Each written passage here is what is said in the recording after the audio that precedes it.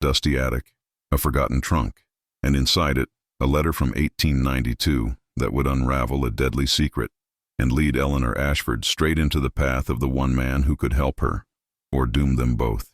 Thank you so much for watching and for all your comments. Let me know at the end if you liked the story, and where you're watching from and why you're following this. The autumn rain fell steadily over Boston, painting the cobblestone streets in shimmering darkness as evening descended upon the city. It was October of 1892, and the gas lamps along Beacon Street flickered to life one by one, casting their warm glow against the gathering mist. Inside the grand Victorian mansion at number 47, 24-year-old Eleanor Ashford stood in the dusty attic, surrounded by decades of forgotten memories. Eleanor had arrived in Boston 3 weeks earlier, summoned by the executor of her late great-aunt's estate. She had never met Aunt Constance, a reclusive woman who had lived alone in this imposing house for nearly 40 years. Now, as the sole heir, Eleanor found herself the owner of this magnificent property and everything within it. The task of sorting through a lifetime of possessions felt overwhelming, yet there was something oddly comforting about the solitude and the whisper of history that filled each room. She was a striking young woman, with dark auburn hair pinned elegantly at the nape of her neck, though several rebellious strands had escaped during her afternoon of work. Her emerald green eyes, framed by dark lashes, held an intelligence and determination that had served her well as a schoolteacher back in Hartford, Connecticut. Her figure was graceful, her movements deliberate and refined, reflecting the proper upbringing she had received despite her family's modest means. Eleanor pushed aside a stack of old hat boxes and noticed a leather trunk wedged between a dressmaker's dummy and a standing mirror. The trunk was covered in travel stickers from places she had only read about in books: Paris, Vienna, Rome. Her curiosity piqued, she knelt beside it, her burgundy day dress pooling around her on the dusty floor. The brass clasp resisted at first, then gave way with a satisfying click. Inside, she found layers of yellowed newspapers, silk scarves that had lost their luster, and several leather-bound journals. But it was the envelope that caught her attention, lying atop everything else as if it had been recently placed there. The paper was thick and expensive, the kind used for important correspondence. The address was written in an elegant masculine hand, though the ink had faded to a ghostly brown. Eleanor's heart quickened as she carefully extracted the letter from its envelope. The letter was dated March 15, 1892, just 7 months earlier. As she began to read, the words seemed to reach across time, speaking of urgency and danger. My dearest Constance, I write to you in the most dire of circumstances. The matter we discussed at the governor's ball has taken a turn most grave. I have discovered evidence that confirms your suspicions about the railway contract, but I fear I am being watched. The documents I have secured must be delivered to the proper authorities, but I dare not trust the usual channels. There are men in positions of great power who would see these papers destroyed and anyone who possesses them silenced. I am leaving Boston tonight on the 8 o'clock train to New York, where I have a trusted colleague who can ensure this reaches the federal prosecutors. If you are reading this and I have not returned within a fortnight, I implore you to take the documents I have hidden in your conservatory, beneath the marble statue of Athena, and deliver them yourself to Inspector Edmund Blackwood at the Boston Police Department. He is the only man I trust completely in this city. Time is of the essence, Constance. The corruption runs deeper than we imagined. Your devoted friend, Lawrence. Eleanor read the letter twice more, her mind racing with questions. Who was Lawrence? What documents had he hidden? And most troubling of all, what had happened to him? The date on the letter was 7 months old, and her great-aunt had passed away just 6 weeks ago. Had Constance ever received this letter? Had she acted upon it? The rain intensified outside, drumming against the slate roof with increased fervor. Eleanor descended from the attic, the letter clutched carefully in her hand, and made her way to the conservatory. The room was a magnificent glass structure attached to the eastern side of the house, filled with exotic plants that had grown wild in the absence of a caretaker. Moonlight filtered through the rain-streaked glass panels, creating dancing shadows among the overgrown ferns and climbing roses. In the center of the conservatory stood the marble statue of Athena, goddess of wisdom, her blind eyes staring eternally into the distance. Eleanor's hands trembled slightly as she knelt beside the base. The marble platform was solid, but as she ran her fingers along the edges, she discovered a seam, barely visible. With some effort, she managed to slide a section of the base aside, revealing a hollow cavity. Inside lay a leather portfolio, remarkably well preserved despite the months it had spent in hiding. Eleanor lifted it carefully and carried it to a nearby wicker chair. She untied the cord that bound it and opened the cover. Inside were dozens of documents, contracts, telegrams, and what appeared to be accounting ledgers. As she examined them, even her untrained eye could see the discrepancies. The railway contracts contained two sets of numbers, one official set and another in pencil showing the true costs. Someone had been embezzling massive sums of money, and the names listed included some of Boston's most prominent citizens. Eleanor's breath caught in her throat. This was far more dangerous than she had imagined. The letter had mentioned Inspector Edmund Blackwood as the only man Lawrence trusted. But 7 months had passed. Was the inspector still at the Boston Police Department? Could he still be trusted? And perhaps, most importantly, who was this Lawrence and what had become of him?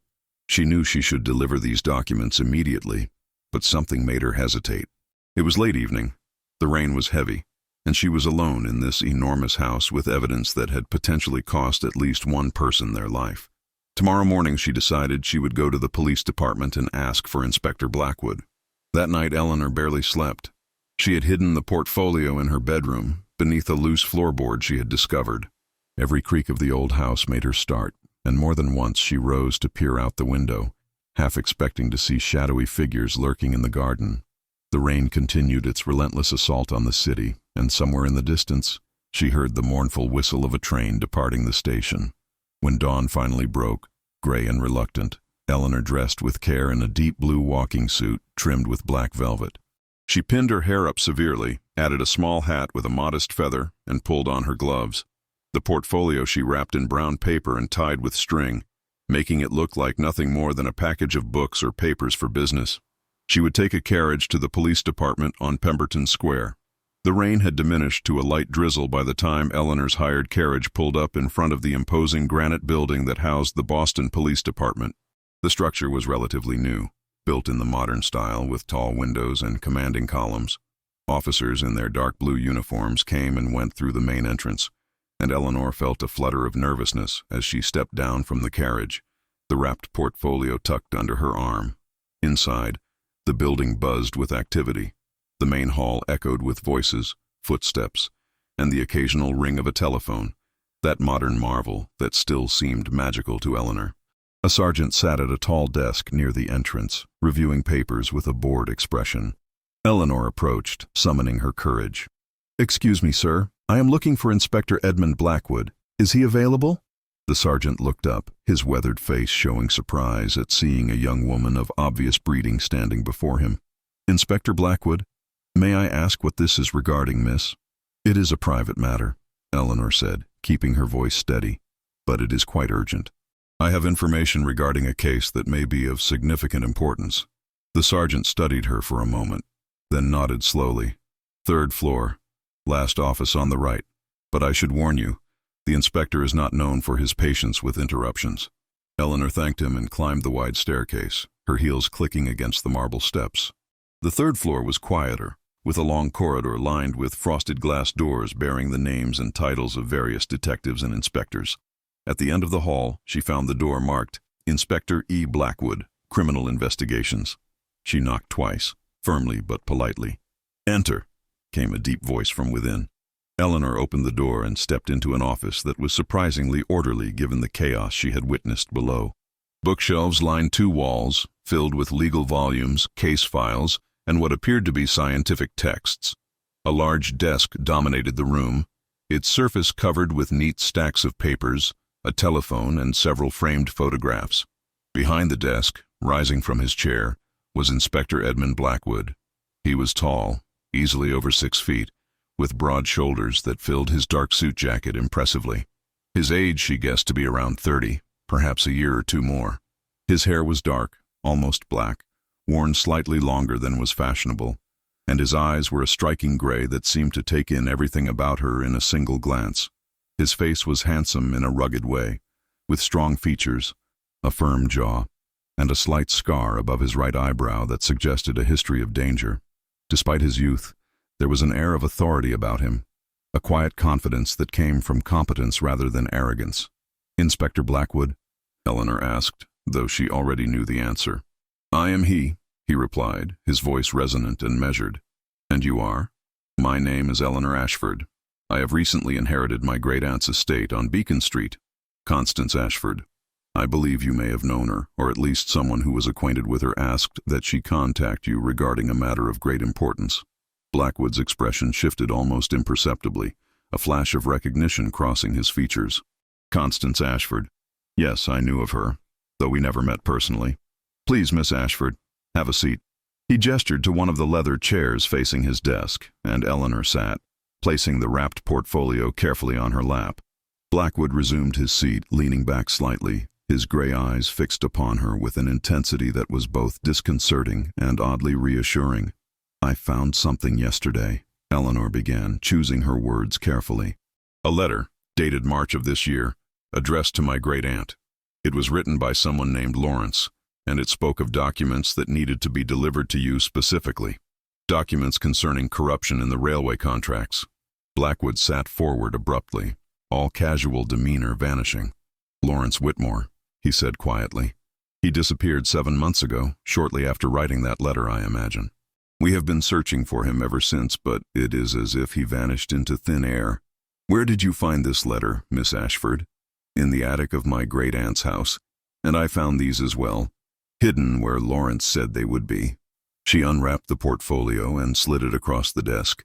Inspector Blackwood's hands moved with practiced care as he opened the portfolio, his expression growing increasingly grave as he examined each document. Eleanor watched him in silence, noting the way his jaw tightened, the furrow that deepened between his dark brows, the occasional shake of his head that suggested both anger and dismay. Minutes passed, marked only by the soft rustle of papers and the distant sounds of the police department beyond the closed door. Finally, he looked up at her, and Eleanor was struck by the intensity of emotion in those gray eyes. "Miss Ashford, do you understand what you have brought me? These documents represent evidence of a conspiracy that reaches into the highest levels of Boston society. Railway Commissioner Thomas Hartwell, Mayor Clayton's chief advisor Richard Pemberton, and at least a dozen prominent businessmen have been systematically defrauding the city and the federal government of hundreds of thousands of dollars. Lawrence Whitmore was an investigative journalist, one of the best in the country, and he gave his life trying to expose this corruption." Eleanor felt a chill run through her. "You believe he is dead, then?" Blackwood's expression softened slightly as he regarded her. "I have feared it these past months, though I had no proof. Lawrence was my closest friend since our days at Harvard. We had planned to meet the night he disappeared, but he never arrived. The next morning, his rooms had been ransacked, and every scrap of paper, every notebook, every piece of evidence he had gathered was gone. All except these, apparently, which he had the foresight to hide." "I am so very sorry for your loss," Eleanor said softly, and she meant it. The pain in Blackwood's voice was genuine, and it touched something deep within her. The inspector drew a breath and seemed to gather himself. "Thank you, Miss Ashford. Your discovery may finally allow me to bring his killers to justice. But I must be frank with you. By bringing these documents here, by involving yourself in this matter, you have placed yourself in considerable danger. The men implicated in these papers are powerful and ruthless. If they learn that you possess evidence against them, they will stop at nothing to silence you." Eleanor had expected this, had lain awake half the night contemplating this very possibility, yet hearing it stated so baldly made her stomach tighten with fear. Still, she lifted her chin and met his gaze steadily. "I understand, Inspector, but I could not simply ignore what I had found. Justice must be served, and if my great-aunt kept these documents safe all these months, then I owe it to her memory, and to your friend Lawrence, to see this through." Something like admiration flickered in Blackwood's eyes. "You are very brave, Miss Ashford, or perhaps you do not fully comprehend the danger.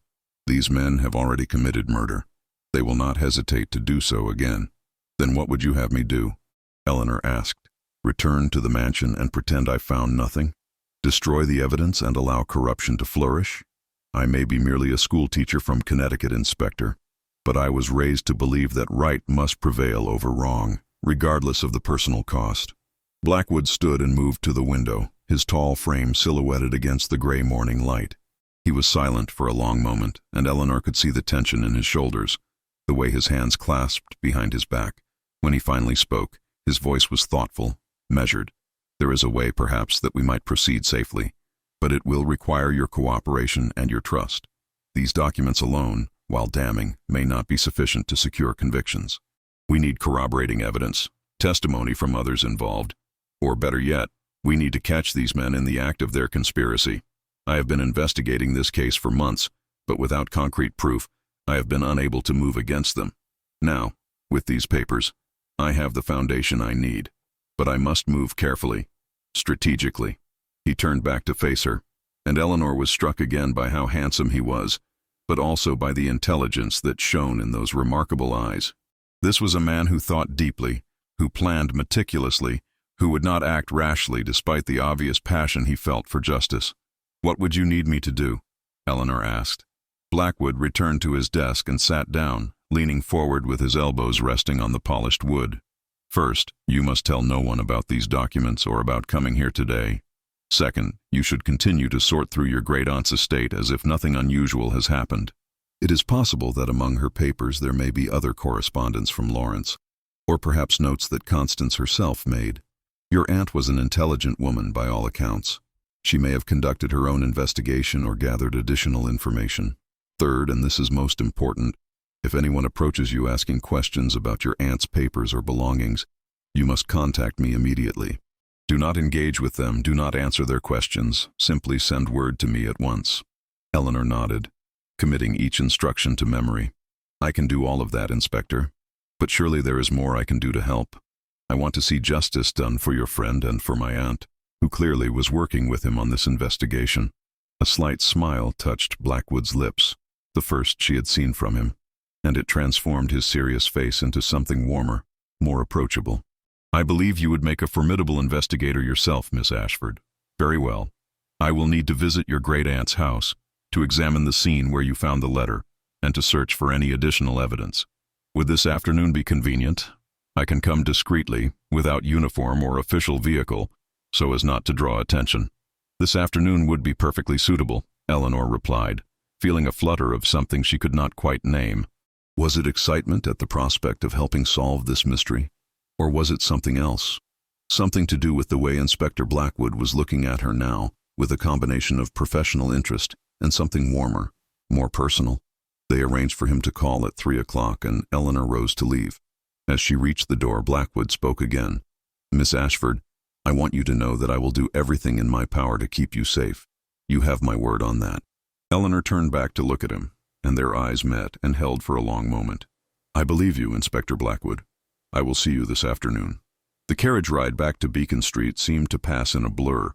Eleanor's mind was racing with everything she had learned, but beneath the fear and the excitement, she was aware of another feeling entirely. Inspector Edmund Blackwood had affected her in a way that no man ever had before. His strength, his intelligence, his obvious dedication to justice, and yes, his striking appearance, all combined to create an impression that she knew she would not soon forget. Back at the mansion, Eleanor spent the morning searching through her great-aunt's papers with renewed purpose. Constance had been a meticulous record-keeper, and there were boxes upon boxes of correspondence, receipts, and journals to examine. As Eleanor worked her way through a stack of letters dating from the spring of 1892, she began to piece together a picture of her great-aunt that surprised her. Constance Ashford had not been the reclusive eccentric that family legend had made her out to be. Rather, she had been a woman of considerable intellect and social conscience, deeply concerned with issues of civic corruption and reform. Several letters from Lawrence Whitmore revealed a friendship based on mutual respect and shared values. He had consulted her on his investigations, valued her opinions, and trusted her completely. One letter in particular caught Eleanor's attention. It was dated February of 1892, a month before the letter she had found in the attic. "My dear Constance, your insights regarding the Railway Commission have proven invaluable. I have managed to secure an introduction to a clerk in Commissioner Hartwell's office, who seems troubled by certain irregularities he has witnessed. With careful cultivation, he may prove to be the witness we need to expose the full extent of the fraud. I dine with Inspector Blackwood tomorrow evening to discuss how best to proceed once we have solid evidence. He is convinced that the conspiracy extends beyond mere financial fraud and into more dangerous territory. There have been threats against reformist aldermen, suspicious accidents befalling those who ask too many questions.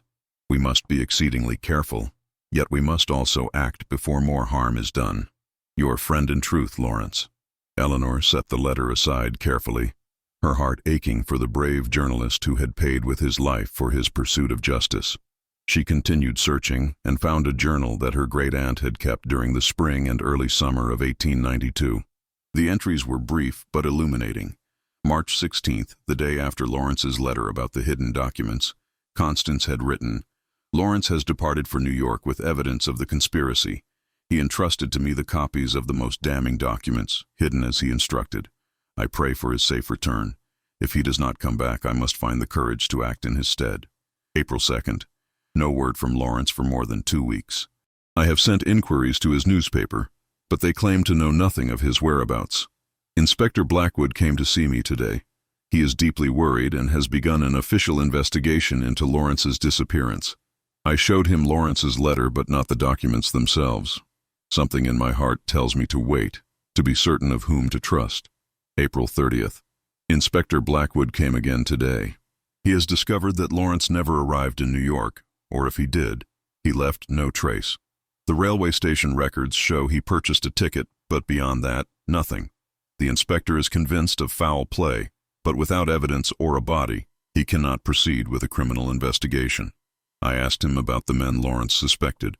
He was evasive, said only that his own inquiries have been blocked at every turn by officials who claim concern over false accusations against prominent citizens. I am afraid for him, for this good man who seeks justice for his friend. The corruption runs deeper than even Lawrence suspected. The entries continued through the summer, documenting Constance's growing illness, her increasing worry about the documents hidden in her conservatory, her declining strength. The final entry was dated just 3 weeks before her death. "I am dying. The physicians are kind, but they cannot hide the truth from me. I have not the strength to deliver Lawrence's documents myself, and I fear that Inspector Blackwood's investigation has been suppressed by those in power. Perhaps it is cowardice, but I cannot bring myself to send for him, knowing that I might be signing his death warrant as I fear I did for Lawrence by encouraging his investigation. I have decided to leave everything to my great-niece Eleanor, whom I have never met, but of whom my late sister spoke with great pride and affection. She is a teacher, intelligent and principled. Perhaps she will find the documents and know what to do with them. Perhaps she will succeed where I have failed. God grant her the courage and the wisdom I have lacked." Eleanor set down the journal with tears in her eyes. Her great-aunt had been far braver than she gave herself credit for. She had protected those documents for months, knowing the danger, and in the end, she had trusted Eleanor to finish what she and Lawrence had started. The clock in the hall chimed 2:30, and Eleanor realized she needed to prepare for Inspector Blackwood's visit. She changed into a fresh day dress of soft gray wool with burgundy trim, repinned her hair, and went downstairs to make tea. The housekeeper, Mrs. Brennan, an elderly Irish woman who came in 3 times a week to clean and cook, had left a fresh batch of scones and a pot of jam before departing for the day. Precisely at 3 o'clock, the doorbell rang. Eleanor opened the door herself to find Inspector Blackwood standing on the steps, dressed not in his usual severe suit but in more casual attire, a brown tweed jacket and a soft cap that made him look less like a police inspector and more like a gentleman caller. He had clearly taken her need for discretion seriously. "Miss Ashford," he greeted her with a slight bow. "Thank you for receiving me. Please come in, Inspector," Eleanor said, stepping aside to allow him entrance. As he removed his cap and gloves, Eleanor found herself noticing details she had been too nervous to observe that morning. The way his dark hair fell across his forehead, the fine lines at the corners of his eyes that suggested a man who had known both laughter and sorrow, the grace with which he moved despite his considerable height and build. "I have prepared tea," Eleanor said, leading him into the parlor, "and I have found something more that I think you should see." They sat together in the elegant parlor, the afternoon light filtering through the lace curtains and casting delicate patterns across the Persian carpet. Eleanor poured tea into fine china cups while Inspector Blackwood examined the letters and journal entries she had discovered. She watched him read, noting the play of emotions across his handsome face: grief, anger, determination, and something else that she could not quite identify. When he finished reading Constance's final journal entry, he set the leather-bound book down gently and looked at Eleanor with an expression of profound sadness. "Your great-aunt was an extraordinary woman. She carried this burden alone for months, knowing she was dying, yet she protected those documents with her last strength, and she was right to be cautious. After Lawrence disappeared, I attempted to continue the investigation, but I found myself reassigned to other cases, my requests for resources denied, my reports buried under bureaucratic delays. Someone within the department itself, someone with considerable authority, has been protecting these conspirators. Eleanor felt a chill at his words. Then we cannot trust the police department. Inspector, if your own colleagues are compromised, how can we possibly proceed safely? Blackwood set down his teacup and leaned forward, his gray eyes intense and earnest. There are still good men in the department, Miss Ashford. My immediate superior, Captain Morrison, is one of them. He is the one who assigned me to Lawrence's disappearance initially, though he has been unable to protect my investigation from interference from higher up. And I have a few trusted fellow inspectors who have been quietly gathering information, but you are right to be concerned. We must be exceedingly careful about whom we trust and how we proceed. He paused, seeming to wrestle with some internal decision, then continued. There is something I have not yet told you. 2 weeks ago, I received an anonymous message, delivered to my rooms rather than to the police department. It warned me that I was being watched, and that if I continued investigating the railway corruption, I would meet the same fate as Lawrence Whitmore. The message also said that Lawrence's body would never be found, that he had been disposed of in such a way that no evidence would ever come to light. I believe this message came from someone within the conspiracy, someone who wanted to frighten me into abandoning my investigation. Eleanor drew in a sharp breath. But you have not abandoned it. A faint smile touched his lips, though it did not reach his eyes. No, I have not. I cannot. Lawrence was more than a friend to me. He was the brother I never had. We grew up together, studied together, shared every ambition and every secret. I made him a promise the last time I saw him, though I did not know it would be the last time. I promised that if anything happened to him, I would see justice done, no matter the cost. I intend to keep that promise. There was such conviction in his voice, such unwavering determination, that Eleanor felt her heart swell with admiration.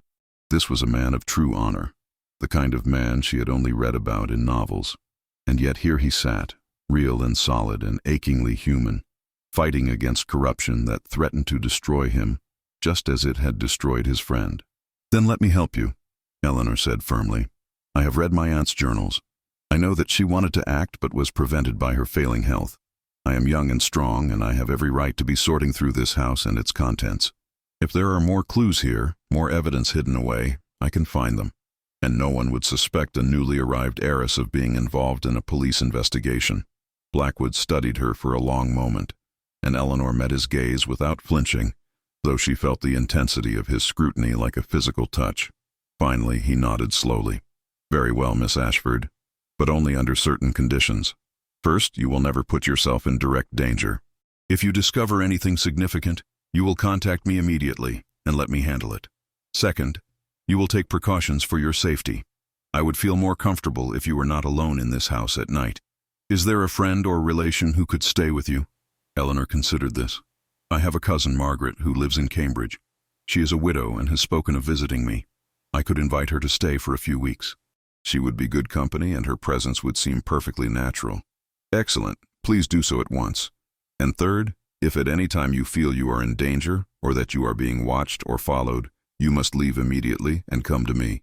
I will give you my home address as well as the address of Captain Morrison. Either of us can provide you with protection. He drew out a small notebook and pencil from his jacket pocket and wrote down 2 addresses, which he tore out and handed to her. As Eleanor took the paper, their fingers brushed briefly, and she felt a sudden warmth spread through her. Their eyes met, and for a moment, something unspoken passed between them, an acknowledgement of the connection that was forming, something that went beyond their shared mission for justice. Blackwood cleared his throat and stood, breaking the moment. Shall we examine the conservatory where you found the documents? I would like to see if there is any other hiding place that Lawrence might have used. Eleanor led him through the house to the glass-enclosed conservatory. The afternoon sun had broken through the clouds, and the room was filled with golden light and the lush scent of growing things. Blackwood examined the statue of Athena carefully, running his hands over the marble base, checking for additional hidden compartments. Lawrence was clever, he murmured, more to himself than to Eleanor. He always thought 3 steps ahead of everyone else. If he hid the main documents here, he might have left other clues or backup copies elsewhere in the house. As he worked, Eleanor found herself studying him, noting the concentration on his face, the capable strength in his hands, the way the sunlight caught in his dark hair. She realized with a start that she was developing feelings for this man, feelings that went far beyond mere admiration or gratitude. There was something about Edmund Blackwood that called to something deep within her, something she had never felt before. "Miss Ashford," Blackwood said suddenly, drawing her from her thoughts. "Come and look at this."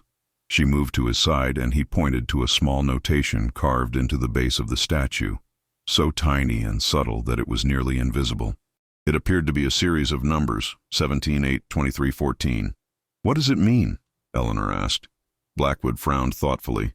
"It could be many things. A combination to a safe, perhaps, or a code of some kind. Lawrence was fond of word puzzles and ciphers. We used to challenge each other with them during our university days." He pulled out his notebook and copied down the numbers carefully. "I will work on decoding this. In the meantime, is there a library or study where your great-aunt kept her books?" "Yes, a rather extensive library on the 2nd floor. Shall I show you?" They climbed the grand staircase together, and Eleanor was acutely aware of his presence beside her, the faint scent of his cologne, the sound of his footsteps matching her own. She led him to the library, a magnificent room lined floor to ceiling with bookshelves containing what must have been several thousand volumes. Blackwood let out a low whistle of appreciation. "Your aunt was quite the collector. This is remarkable. I have barely begun to catalog them," Eleanor admitted. "There are books here in English, French, German, even some in Latin and Greek. My aunt was clearly a woman of extensive education." Blackwood began examining the shelves methodically, occasionally pulling out a volume to check for hidden papers or notations.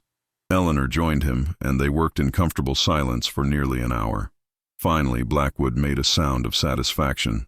"Look at this," he said, holding up a leather-bound volume.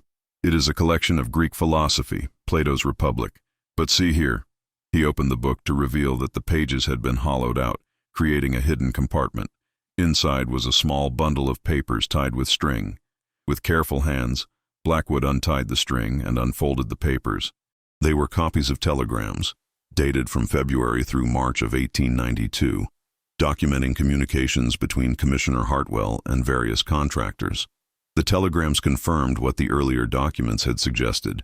The conspiracy involved deliberately inflating costs, using substandard materials while charging for premium ones, and paying bribes to city officials to overlook the fraud.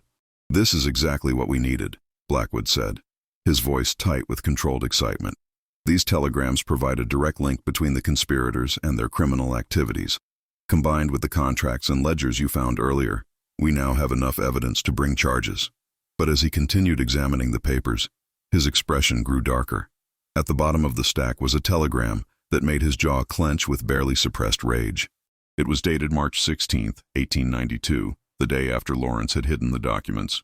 "Subject has been dealt with. No further action required. Package secured and disposed of.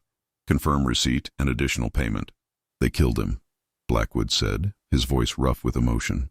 "This telegram proves it, and it is signed with the initials T.H., Thomas Hartwell himself." Eleanor placed a gentle hand on his arm, feeling the tension in his muscles. "I am so deeply sorry, Inspector. I know how difficult this must be for you." He looked down at her hand on his arm, then up at her face, and Eleanor saw in his eyes a depth of pain that made her heart ache. Without thinking, acting purely on instinct and compassion, she moved closer to him. "He was fortunate to have a friend like you," she said softly, "someone who would never give up seeking justice for him." Blackwood's hand came up to cover hers where it rested on his arm.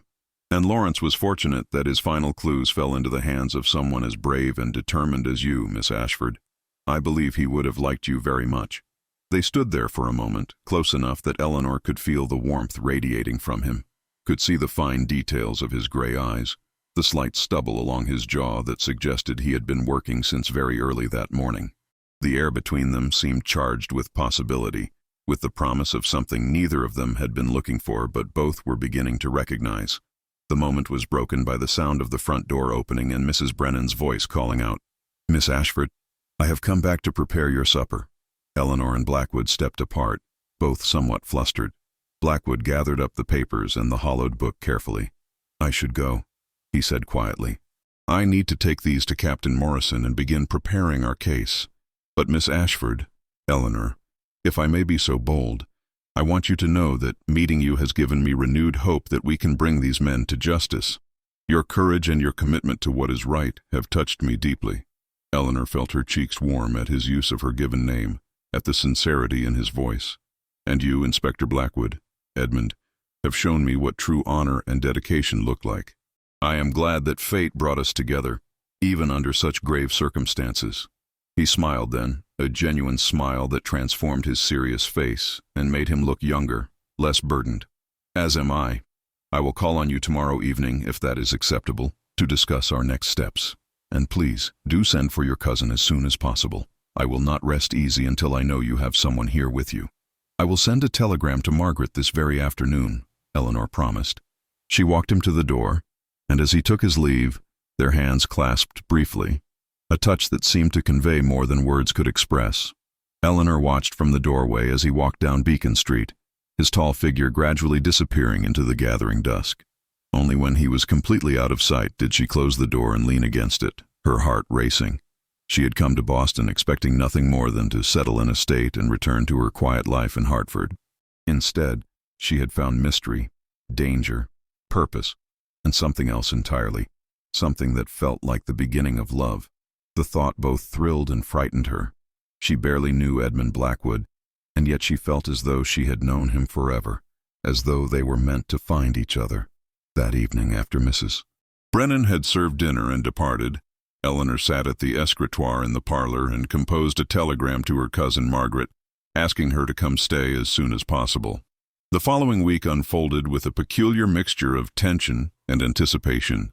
Margaret arrived 2 days after Eleanor's telegram, a pleasant woman in her early 30s with kind brown eyes and a practical disposition that proved invaluable. Eleanor confided in her cousin about the investigation, though she carefully omitted the extent of the danger, describing it merely as helping the police with historical documents related to civic corruption. Margaret, who had always admired Eleanor's principled nature, was supportive and asked no uncomfortable questions. Inspector Blackwood called each evening, ostensibly to update Eleanor on the progress of the case, though both of them were increasingly aware that these visits had become as much about their growing connection as about the investigation itself. They would sit in the parlor, Margaret tactfully occupying herself with needlework in the corner, while Edmund and Eleanor discussed the case in quiet voices. But there were also moments when their conversation would drift to other topics, personal histories, shared interests in literature and philosophy, dreams for the future that neither had voiced to anyone else. On the fourth evening of that week, Edmund arrived with news that made his gray eyes shine with barely contained excitement. "Captain Morrison has reviewed all the evidence, and he agrees that we have sufficient grounds to request warrants for the arrest of Commissioner Hartwell and the others implicated in the conspiracy. However, he has also learned something deeply troubling. The Chief of Police himself, Chief Donnelly, has been receiving substantial payments from Hartwell. Morrison discovered this through his own discreet investigation into the department's finances. This means we cannot proceed through normal channels without alerting the conspirators."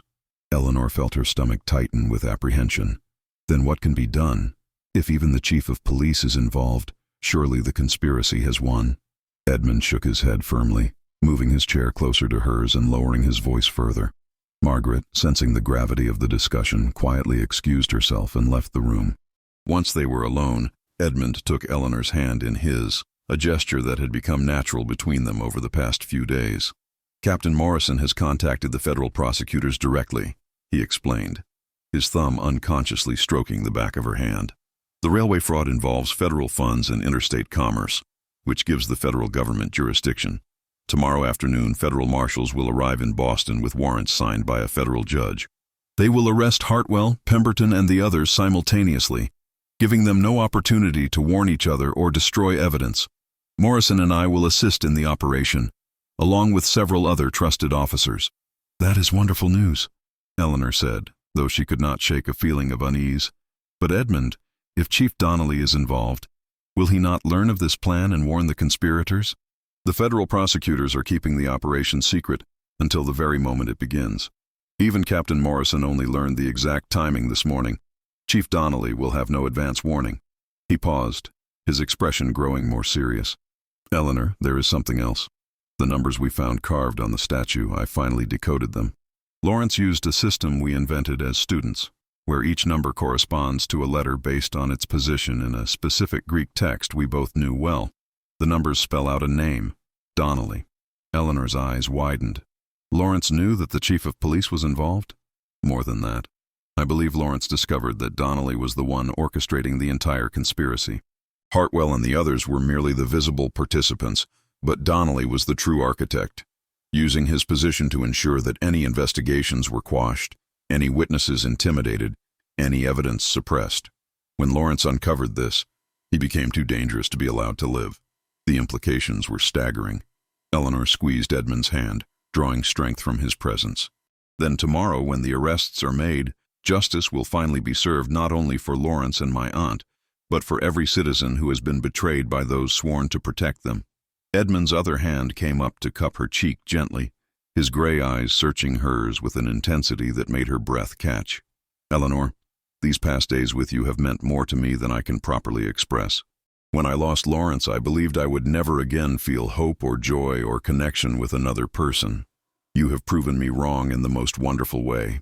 You have awakened something in me that I thought died with my friend. I know the circumstances of our meeting have been unusual, and perhaps this is too soon, but I must tell you that I have developed the deepest feelings for you. Eleanor's heart soared even as tears pricked at her eyes. Edmund, I feel the same. I came to Boston expecting nothing more than to settle an estate, but I have found purpose, adventure, and something I never dared hope for, a connection with someone who understands me, who shares my values, who sees me not merely as a proper young lady, but as an equal capable of courage and action. I have fallen in love with you, though I hardly know how it happened so quickly.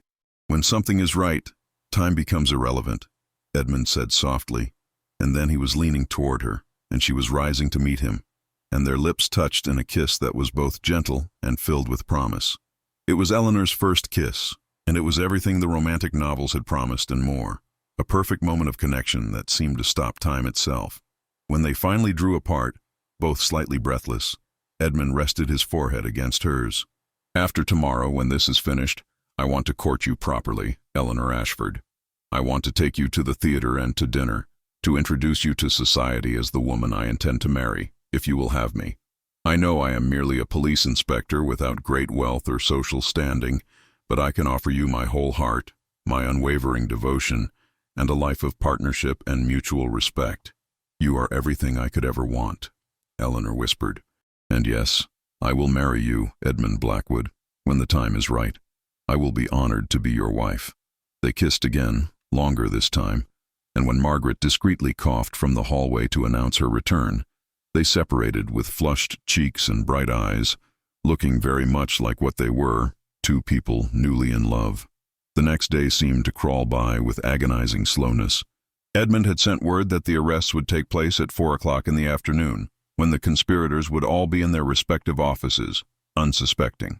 Eleanor tried to occupy herself with cataloging books in the library, but her mind kept wandering to Edmund and the dangerous operation he was participating in. What if something went wrong? What if one of the conspirators was armed? What if Chief Donnelly somehow learned of the plan? Margaret noticed her distraction and gently suggested they take tea in the conservatory to calm their nerves. They were sitting among the lush plants, Margaret reading aloud from a novel, when the doorbell rang at precisely 4:30. Eleanor's heart leaped into her throat as she rushed to answer it, praying it was Edmund with news of success. But it was not Edmund standing on her doorstep.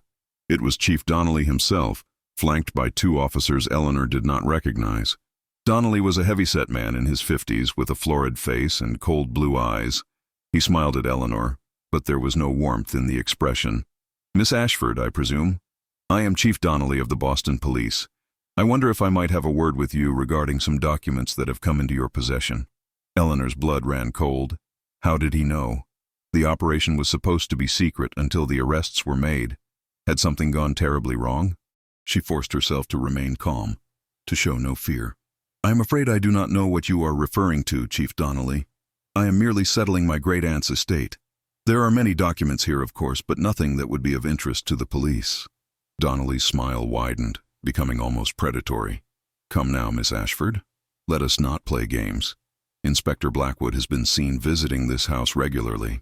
We know he has been investigating matters that do not concern him, matters that certain important people would prefer remain private. I am here to collect any documents related to railway contracts or civic finances that you may have found among your aunt's effects. Hand them over, and there will be no trouble for you or your cousin. Eleanor's mind raced. If Donnelly was here demanding the documents, it meant he did not know that the federal marshals were already moving against him. But it also meant he was desperate and therefore dangerous. She needed to stall him, to give Edmund and the federal authorities time to complete the arrests. Chief Donnelly, even if I had such documents, which I am not confirming, I would need to see proper legal authorization before surrendering them. Surely you understand that, as a matter of law. Donnelly's expression hardened. I have all the authorization I need. I am the chief of police, and this is police business. Now you can cooperate and make this easy, or you can resist and face very serious consequences, perhaps even accusations of theft or conspiracy. It would be a shame for a respectable young woman like yourself to find herself in legal difficulties. Before Eleanor could respond, there was a commotion in the street behind Donnelly. The thunder of horses' hooves and the shouts of men. Donnelly spun around, his face draining of color as he saw federal marshals dismounting, their badges gleaming in the afternoon sun. Leading them was Edmund, his expression stern and official. Chief Donnelly, Edmund called out, his voice carrying the weight of authority. You are under arrest for conspiracy to defraud the United States government, for bribery, for obstruction of justice, and for conspiracy to commit murder. Federal warrants have been issued for your arrest and for the arrests of Thomas Hartwell, Richard Pemberton, and 17 other individuals involved in the railway fraud scheme. Donnelly's 2 officers immediately stepped away from their chief, hands raised to show they were not involved. One of them actually looked relieved. The federal marshals moved forward, and within moments Donnelly was in handcuffs, his face purple with rage and humiliation. Edmund strode up the steps to Eleanor, his eyes searching her face with concern. Are you all right? Did he threaten you? I am fine, Eleanor assured him, though her hands were trembling with the aftermath of fear. But how did he know to come here? One of his informants at the federal courthouse managed to get word to him about the warrants, though not in time for him to warn the others. Hartwell and Pemberton were both arrested at their offices, along with most of the conspirators. Donnelly apparently decided his best chance was to come here, to get the documents and use them as leverage or destroy them. Thank God we arrived in time. Edmund turned to the senior federal marshal. This is Miss Eleanor Ashford, the woman who discovered the evidence that broke this case open. She needs to be placed under protection until we are certain all members of the conspiracy have been apprehended. The marshal, a distinguished man with silver hair and a military bearing, nodded respectfully to Eleanor. Miss Ashford, on behalf of the federal government, I thank you for your courage and your civic duty. Inspector Blackwood has informed us of your invaluable assistance. You have helped expose corruption at the highest levels of this city's government. As the marshals led Donnelly away to a waiting police wagon, Edmund took Eleanor's arm and guided her back into the house, where Margaret waited anxiously.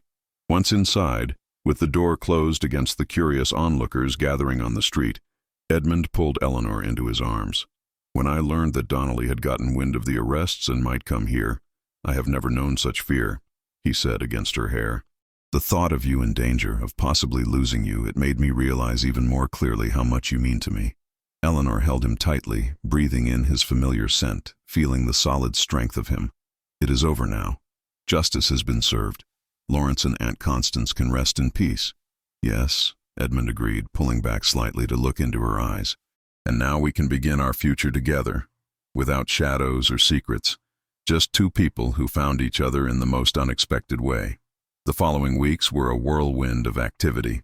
The trials of Donnelly and his co-conspirators became the sensation of Boston, with newspapers from across the country covering every detail.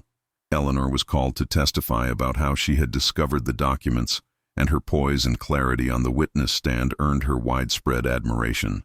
Edmund's role in the investigation was also widely praised, and he was promoted to the rank of chief inspector, reporting directly to the new chief of police, who had been brought in from outside Boston to clean up the department.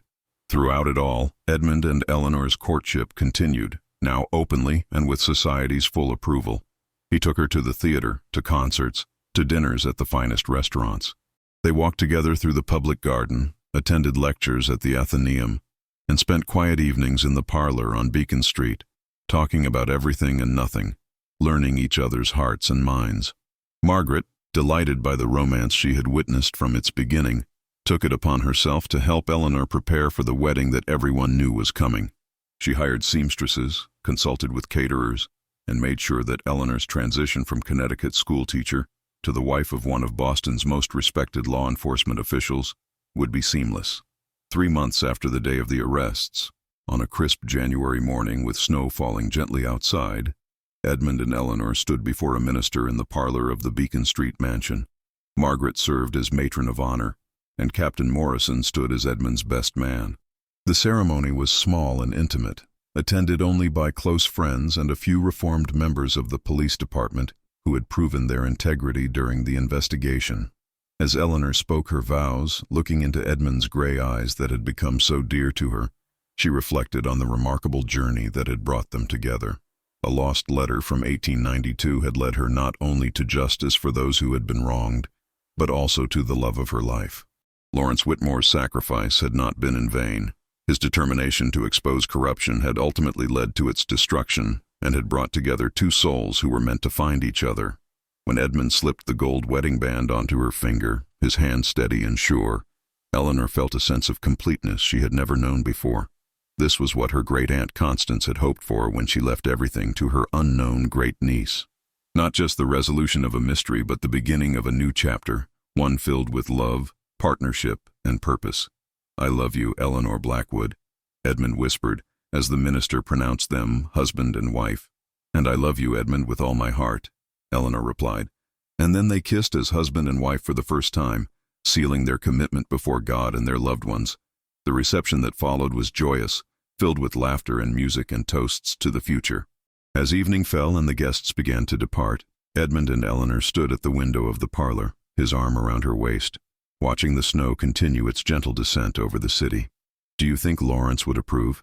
Eleanor asked softly, knowing Edmund's thoughts had turned to his lost friend. "I know he would," Edmund replied with certainty. He always believed that truth and love were the two most powerful forces in the world, that they could overcome any darkness. He was right. His pursuit of truth led us to each other, and our love has given both of us the strength to face whatever challenges the future may bring. Eleanor leaned her head against his shoulder, feeling utterly content. The mystery that had brought them together was solved, the conspirators brought to justice, and before them lay a lifetime of partnership and devotion. She had found not only the detective who would change her life, but also the man who would complete her heart. Outside, the snow continued to fall over Boston, covering the city in a blanket of white, pure and pristine. Inside the mansion on Beacon Street, two hearts beat as one, bound together by fate, by courage, and by a love that had emerged from the shadows of the past to shine brightly into the future. The lost letter from 1892 had delivered its final message, and that message was one of hope, justice, and the enduring power of love to transform even the darkest circumstances into light.